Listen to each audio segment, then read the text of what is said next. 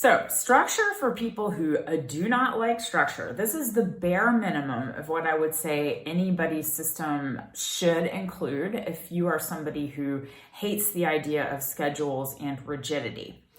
These many years ago, when I started in project management, it was not something that took long to realize that a lot of people do not like the level of, let's say, planning and scheduling and structure that I do. Whereas this was a great shock and a little bit of a dismaying thing to learn.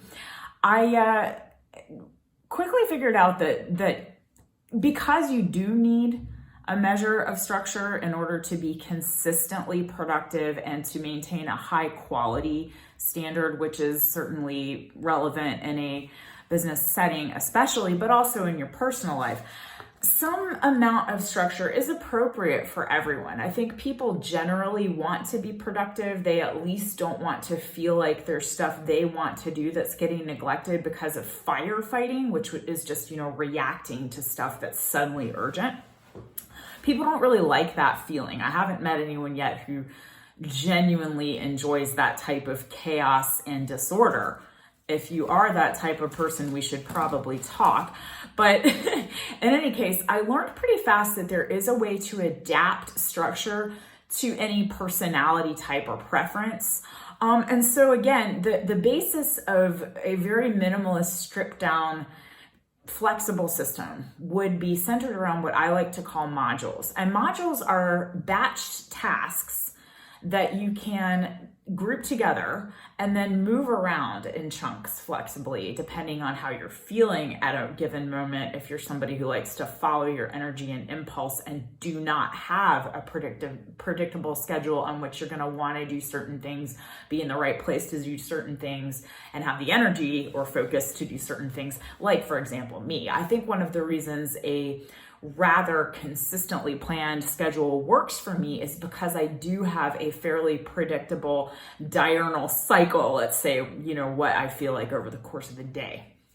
So even me, though, that being said, I need to have some flexibility built in, because the simple fact of the matter is that sometimes something will come in and change your circumstances or your energy level, etc., in a way that you didn't plan for. And you have to be able to pivot and adjust and be a bit flexible under circumstances like that. If you run out of time, if you get a sudden phone call from a friend you haven't spoken to in years and you just bump your to-do list to another time or day entirely, that's normal. And you do need to be ready to adjust for that kind of thing. Being overly rigid will actually prevent you from being effective if you haven't planned for that. So again, this modular approach is a way of protecting against risk, really, of mitigating the risk of getting thrown off or feeling resistant to doing tasks and therefore procrastinating. It's a way of planning for that in advance. But maybe don't think about that if you don't like the idea of too much planning. Okay, so what is a module? It has three basic elements. The first of which is that it is discrete, the second that it is ordered, and the third that it is flexible. So when I say it's discrete, what I mean is it is for a fixed period of time. You don't necessarily have to set a limit on it, although I generally do. It helps me. You'll figure out if it does or doesn't help you. But the point is that you decide ahead that this chunk of things has bounds. It is discretely defined.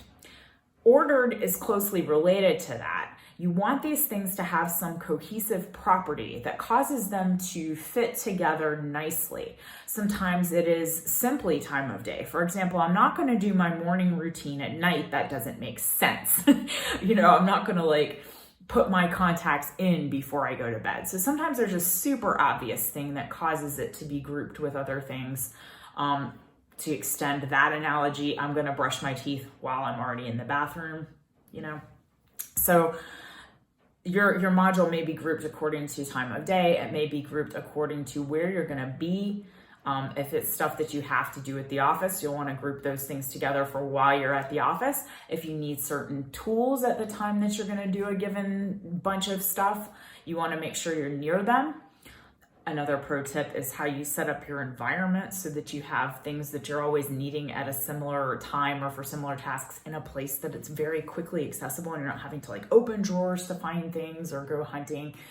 It's another subject, but I'm not sure it warrants a video.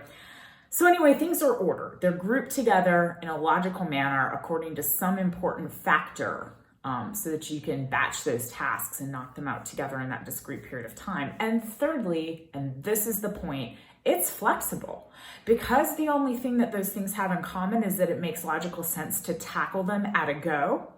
And then if you decide not to do some of them, chunk them into a upcoming module that's of a similar nature or the same nature. You can choose when to do this stuff. So if you're not feeling it at a given time, but you don't have to deliver on it right away, you can bump it to another time. You can swap it out for another module. You can take a little break and then jump into the module. You are not pre-committed to a specific time unless you choose to be.